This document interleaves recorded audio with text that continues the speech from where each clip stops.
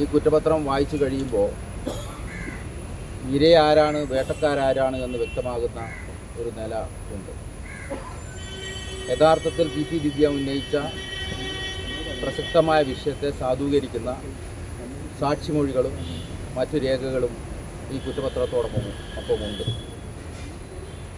ഉന്നയിച്ച ആരോപണം വസ്തുതാപരമായിരുന്നു എന്ന് കാണുന്നതിനുള്ള ഒട്ടനവധി ഇലക്ട്രോണിക് തെളിവുകളടക്കം കുറ്റപത്രത്തിൻ്റെ ഭാഗമായിട്ടുണ്ട് എന്നുള്ളതാണ് സൂചിപ്പിക്കാനുള്ളത്. ഞങ്ങൾ ഉന്നയിച്ചത് പി പി ദിവ്യ ഇത്തരമൊരു ആക്ഷേപം ഉന്നയിച്ചത് അല്ലെങ്കിൽ ഇത്തരമൊരു ആവശ്യം ഉന്നയിച്ചത് പ്രശാന്തിൻ്റെ മൊഴിയുടെ അടിസ്ഥാനത്തിലാണ് എന്നാണ്. പ്രശാന്ത് ഈ കേസിൽ സാക്ഷിയാണ്.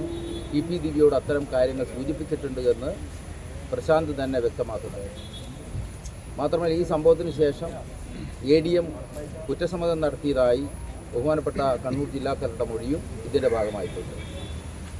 അപ്പോൾ നിലവിലുള്ള സാഹചര്യം പരിശോധിക്കുമ്പോൾ അഴിമതിക്കെതിരെയുള്ള ഒരു നിലപാട് സ്വീകരിച്ചു എന്നുള്ളത് കൊണ്ട് വേട്ടയാടപ്പെടുകയാണ് പി പി ദിവ്യയുടെ അനുഭവം എന്നുള്ളതാണ് ഈ കുറ്റപത്രത്തിലൂടെ വ്യക്തമാകുന്നത്.